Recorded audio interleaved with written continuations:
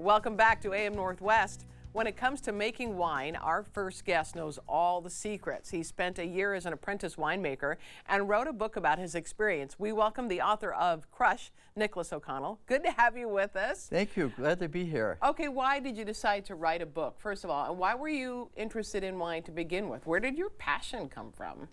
So my passion came from junior year abroad in France, where I really learned a lot about wine. Right. And so, so that was kind of the start of it. And then I started making wine myself.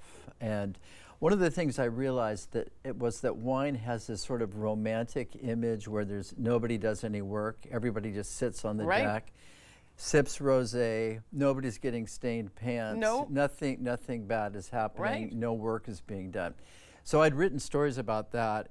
But as I got into writing about wine, I discovered there was this whole other side to it of making the wine, of being out in the vineyard. And that fascinated me. And so that was my motivation. I started doing a few stories like that, and then eventually I really just jumped into it. You wanted to demystify it too a little bit, right? Yeah, I wanted to demystify it because it seems like it can be kind of pretentious? Very pretentious, Yeah, and yeah. I love to make fun of that.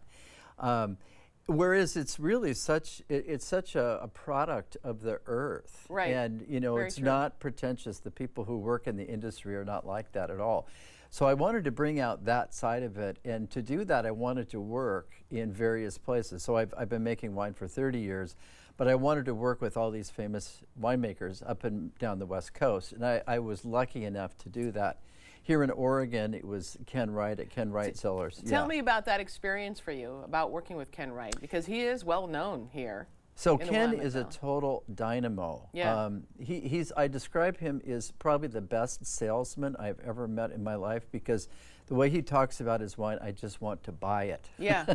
But he's a dervish. When I was working with him, I had trouble even answering or getting him to answer questions because he was always driving the forklift. Oh, wow. Yeah, it wasn't. Because it's a lot of work. It's a lot of work. Yeah. And anything can affect it. I mean, it's a farm, right? So fires can affect wine. The weather can affect wine. All of that.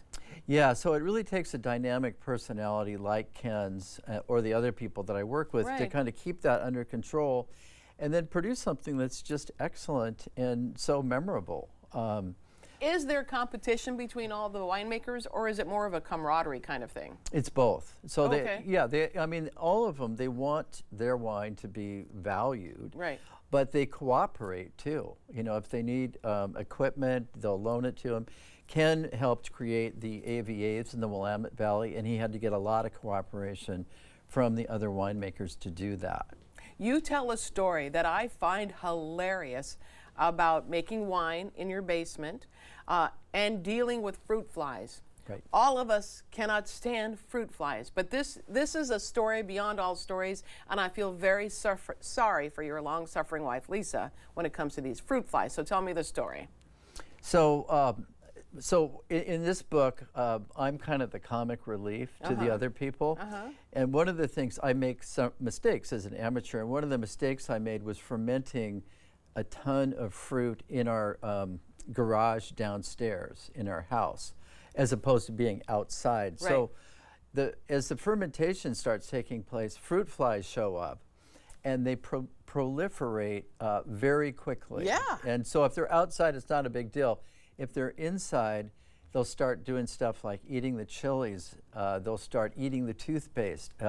They get so desperate, especially after the wine disappears, that they just completely inundate the house. So are you saying you're walking in your kitchen and you can't make it through all the fruit flies that are in your kitchen? There were moments like that. And your wife put up with this? She did. For a little while. What surprised? Sorry, go ahead. Well, until I got the shop vac out. Oh, okay. And then that was the end of the fruit flies. Oh my God. Yeah. Okay. All right. Talk to me. What did you learn, or maybe what was your surprising moment writing this? What did you learn? I learned so much from these various people about hard work. Yeah. Honestly. Yeah. And you know, I think that was the main thing and dedication, because I've been involved with it. I've made wine myself, but I don't, my kind of level of dedication isn't close to that of these, of Ken and the other people that I interviewed.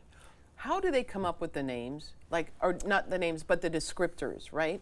Like, it smells like some sort of animal or flower, or I'm always wondering, I don't taste that, but tell me, like, there are descriptors that they come up with. Yeah, so I write some of these things up. Okay. And so UC Davis has a little chart that lists the various sort of fruit and other tastes. Okay. And so that is helpful, thinking about that.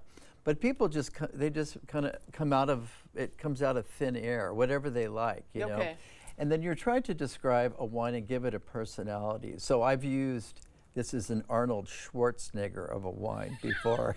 Because it's bold and big? Yeah, exactly. Kind of thing? Exactly. And then I also like to include the other descriptors. So if you read it, you can kind of imagine what the wine will be like. Yeah, oh, I love it. Okay, you have a book event, and that's tonight at Broadway Books. We're going to tell everybody, if you'd like to find it's at 6 o'clock. We're going to put all the information for you on our website at KATU.com. The name of the book, again, is called Crush. Nicholas O'Connell, thank you very much. Thank you. You're welcome. All right, we'll be right back with more AM Northwest on the way.